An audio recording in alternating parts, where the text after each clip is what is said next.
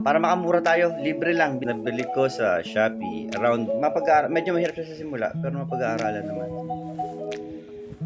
Pag pinasok mo yun dyan, tapos nasisirado mo na siya. Sa akin puputulin ko to.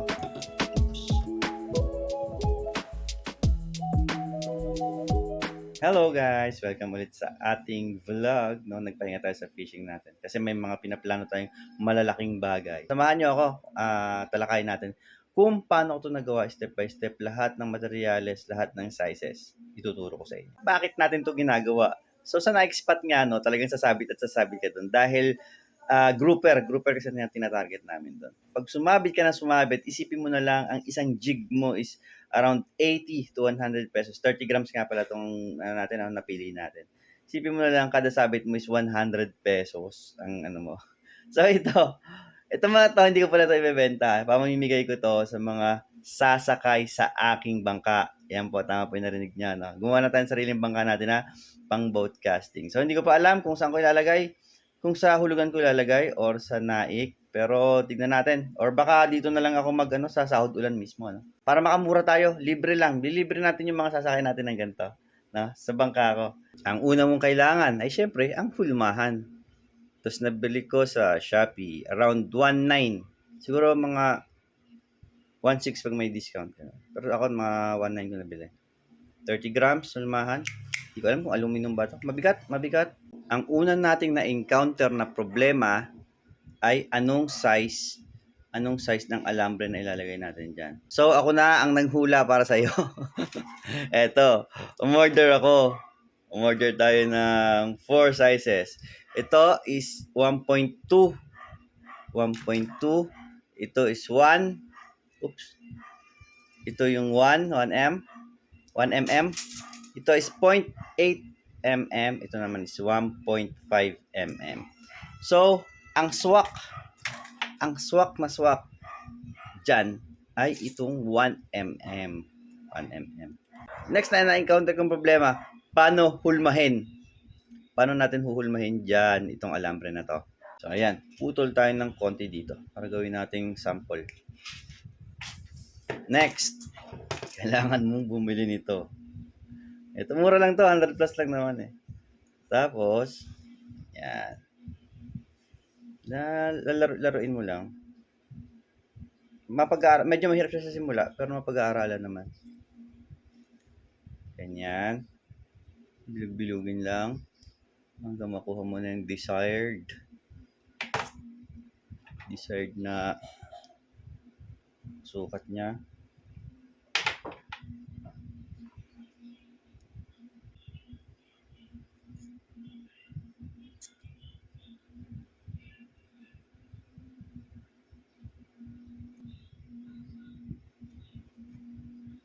Ayan. Nakuha na natin yung exactong size. Paano mo masasabi?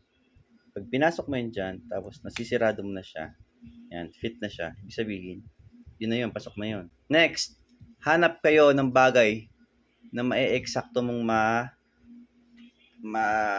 may shoot mo dyan. Bakal. Matigas na bagay. Sample nito sa akin. Ito sa akin, nahanap ko nung una, ito. Ayan, ganyan. Medyo maluwag. Pwede na to, kaya lang maluwag. Magkakaproblema ka pa rin doon sa hulmahan mo. So, dapat hanap ka ng fit na fit talaga. Yung talagang halos 0-0 yung size niya.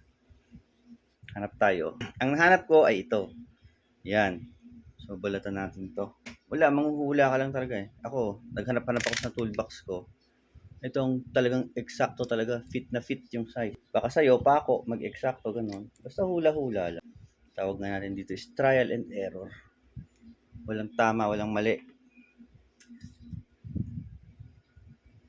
Yan. Kita mo yung parang may challenge ng konti pag ipapasok. Yun, no? Talagang shoot na shoot yan. Medyo, yan. Talagang shoot na shoot siya. Meron na tayong perfect na hulmahan dito sa labas. Sa akin puputulin ko to. So, bonus na lang kung meron ko yung ganito. Mini grinder. Yan natin puputulin. Ang ending ay ganito. Yan, ganyan.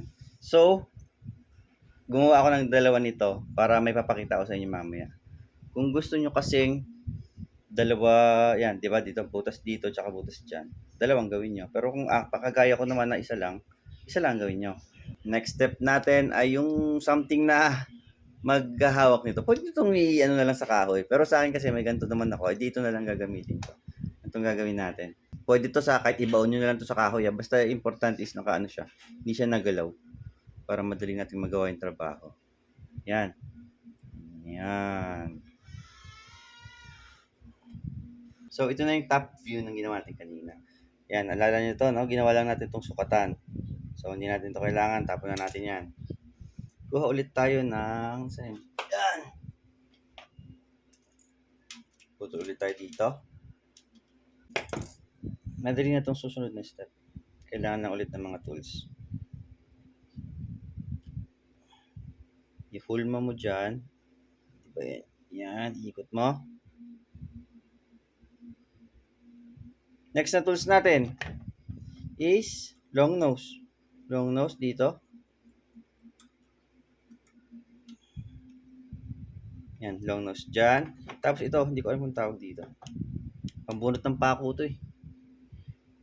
Shoot mo dyan. Tapos ganyan. Oops. Nadali lang to. Medyo mahirap lang kasi nagbibideo ako. Yan. Kita mo? Malmado na siya, di ba? Yan na yung nagawa natin. So, shoot na yan dito. Walang tanong, shoot na yan dyan. Diba? Tapos may angkla pa. Naka-angkla yung tingga dyan. So, hindi talaga to basta-basta mapubunot. Ano? Saradong-sarado yan. Next, bubuhos na lang tayo dito. Papakulo tayo ng tingga. Ganito ang ginawa ko last time, guys. Nung nagbubuhos ako dito. Eto. Pakulo tayo dito. Lagyan ng tingga. Tapos buhos dito. Yan. Ano to? Gumagana to, syempre. Effective dito pag wala kang maano. Yung wala kang lagayan ng tingga. Patunawan ng tingga. Yan. Final moments tayo. Ang bigat nito.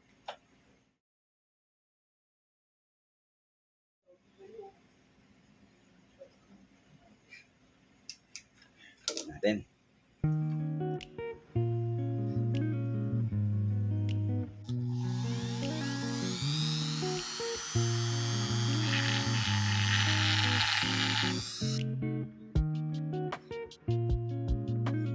Yan na po ang ating finished product.